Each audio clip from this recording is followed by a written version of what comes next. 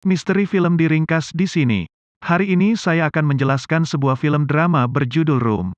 Spoiler, berhati-hatilah. Joy yang berusia 24 tahun tinggal di sebuah ruangan kecil bersama putranya, Jack. Kamar memiliki toilet dan kamar mandi di satu sudut dan dapur darurat di sudut lainnya. Ibu dan anak ini berbagi tempat tidur single karena ruang yang terbatas. Ini hanya memiliki skylight yang berfungsi sebagai jendela dan pintu membutuhkan kode sandi untuk dibuka. Jack tidak pernah dalam hidupnya keluar dari kamar. Ibunya, Joy, diculik oleh seorang pria 7 tahun lalu yang telah menahannya di kamar yang sama sejak saat itu. Jack adalah hasil dari pelecehan seksual yang harus dialami Joy karena penculiknya. Satu-satunya bentuk hiburan yang dimiliki anak tersebut adalah TV lama yang menurutnya kotak ajaib. Dia percaya bahwa orang-orang di dalam TV adalah alien yang tinggal di planet lain dengan pepohonan dan hewan.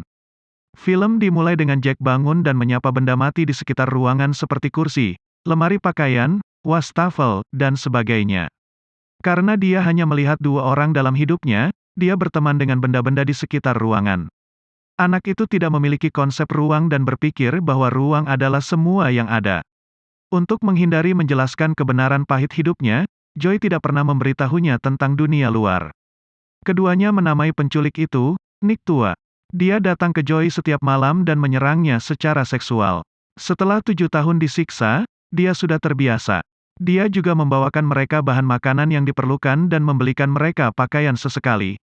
Jack bersemangat karena hari ini adalah ulang tahunnya yang kelima. Ibunya membuatkan dia kue dengan bahan apapun yang mereka punya. Jack bersemangat untuk mendapatkan sesuatu yang hanya pernah dia lihat di TV tetapi kecewa melihat kue itu tidak memiliki lilin.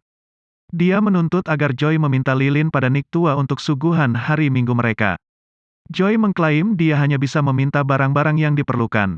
Saat hari sudah gelap, dia membuat Jack tidur di dalam lemari kecil seperti biasa. Dia melakukannya ini agar anak itu tidak perlu menyaksikan Nick tua menyerangnya. Ketika penculik memasuki ruangan, Jack mengawasinya melalui bilah lemari. Dia takut keluar karena dia tahu pria itu menyakiti ibunya. Keesokan harinya, saat Joy sedang sarapan, gigi yang buruk jatuh dari mulutnya. Dia menyerahkannya kepada putranya yang menyimpannya di mulutnya. Mereka memiliki sarapan yang hanya sepotong roti panggang. Anak itu ingin makan sesuatu yang lain tetapi Joy tidak menanggapi, mengetahui bahwa hanya ini yang bisa dia berikan untuknya. Ketika Jack bangun keesokan paginya, dia sangat gembira melihat mobil mainan baru di atas meja. Nick tua telah membawanya untuknya sebagai hadiah untuk ulang tahunnya. Jack percaya bahwa Nick tua adalah seorang pesulap yang bisa mengeluarkan barang-barang dari TV.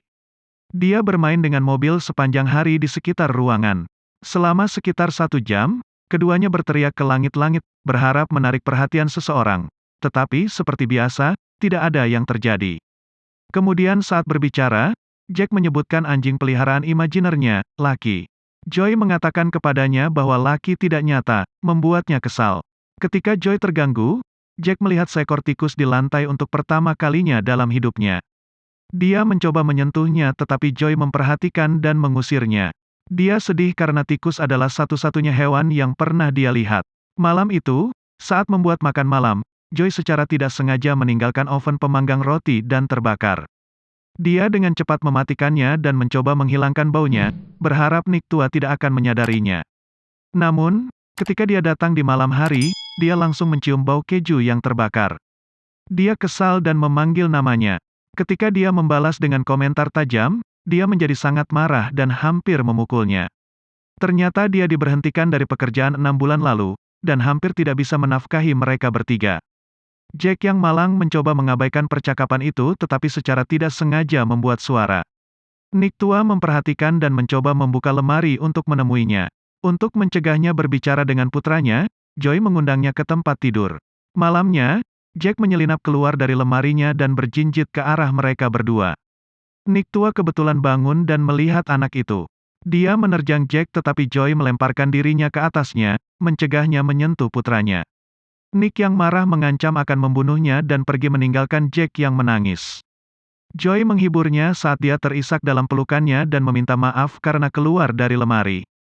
Keesokan paginya, ruangan itu sangat dingin. Joy memperhatikan bahwa pemanas mereka dimatikan yang berarti Nick tua pasti telah memutuskan catu daya ke gudang. Joy tahu bahwa mereka tidak bisa bertahan lama dalam cuaca dingin. Selain itu, dengan kekurangan uang, dia takut Nick akan membuat mereka kelaparan sampai mati. Jadi, dia mendudukkan Jack dan menjelaskan kepadanya bahwa mereka ditahan di gudang oleh orang jahat. Dia mengatakan kepadanya bahwa dia baru berusia 17 tahun ketika Old Nick memintanya untuk membantunya dengan anjingnya yang sakit. Dia membodohinya dan menculiknya di gudang. Sebelumnya, dia tinggal bersama kakek nenek Jack di sebuah rumah yang memiliki tempat tidur gantung. Anak itu menolak untuk mempercayainya dan menyatakan bahwa pohon, rumah, dan tempat tidur gantung hanya ada di TV. Meskipun Jack keras kepala, Joy terus menceritakan hal-hal tentang dunia luar. Dia bahkan menunjukkan padanya daun kering yang jatuh di langit-langit tapi anak itu bersikeras daunnya hijau jadi dia pasti berbohong. Keesokan harinya, sambil menonton TV, dia bertanya padanya apakah pohon dan orang benar-benar nyata. Joy dengan tenang menjelaskan kepadanya bagaimana dunia nyata bekerja, akhirnya membuatnya percaya padanya. Tidak membuang banyak waktu, dia menyusun rencana untuk melarikan diri. Dia merebus air dan menggunakannya agar terlihat seperti Jack demam. Dia bahkan memaksa dirinya untuk muntah dan menyebarkannya di sekitar bantal untuk membuatnya bau. Anak itu menangis dan mengklaim dia tidak ingin melakukannya. Joy tidak senang melihatnya menangis tetapi dia tidak punya cara lain untuk melarikan diri.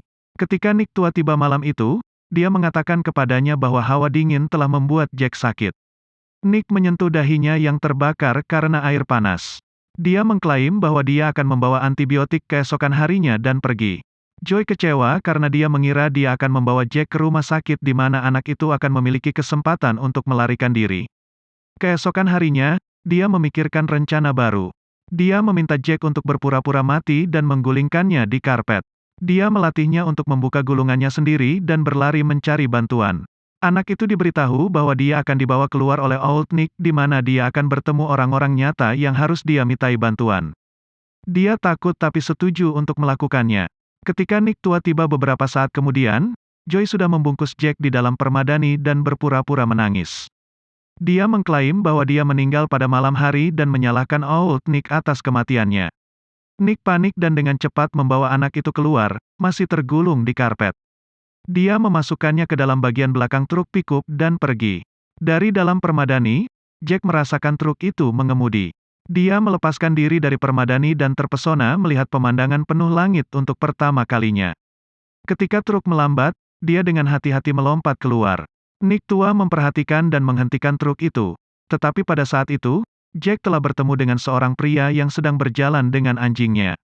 Nick tua mencoba membawa Jack kembali ke kendaraan tetapi pria itu merasa curiga dan mengancam akan memanggil polisi. Nick tua pergi setelah meninggalkan anak itu tergeletak di tanah.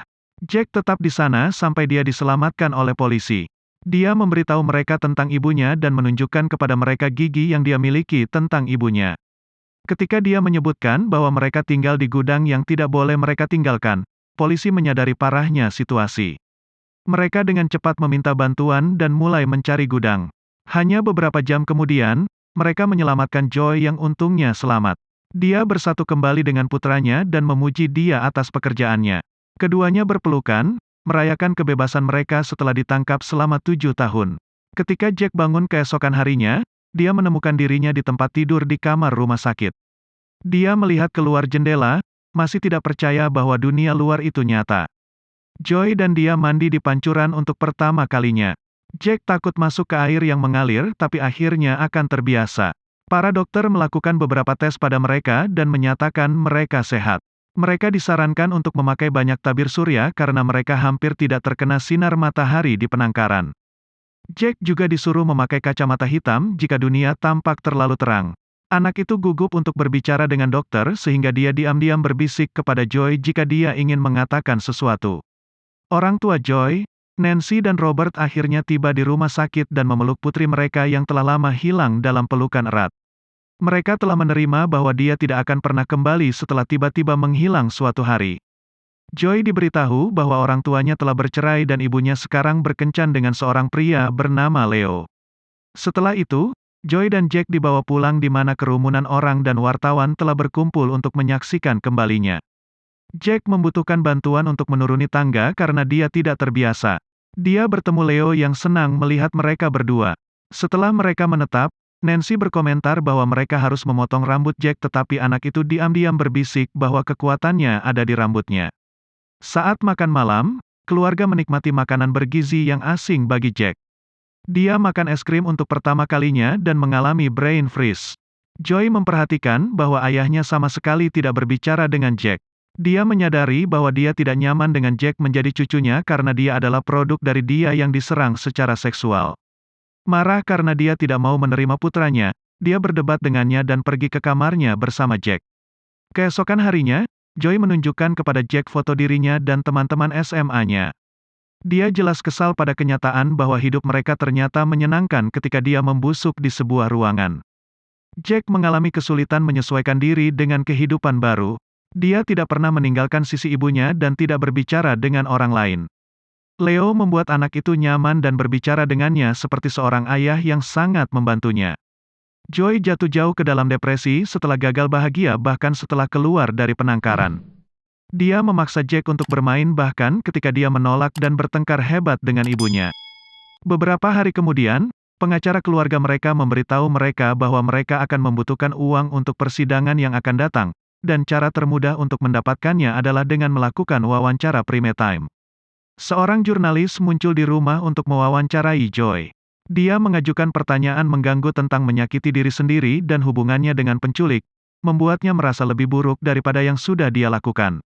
Pada satu titik dalam wawancara, Joy ditanya mengapa dia tidak memohon kepada penculik untuk meninggalkan Jack di panti asuhan, menyiratkan bahwa dia egois. Wawancara itu membuatnya sangat kesal sehingga dia tenggelam dalam depresi. Keesokan paginya Jack berjalan ke kamar mandi dan ngeri melihat ibunya berbaring di tanah. Joy telah mencoba untuk bunuh diri tetapi dia segera diselamatkan oleh para medis. Sementara Joy dirawat di rumah sakit, Jack ditinggalkan sendirian dengan Nancy dan Leo. Seiring waktu, ia mulai membuka diri kepada mereka dan terbiasa berada di sekitar orang.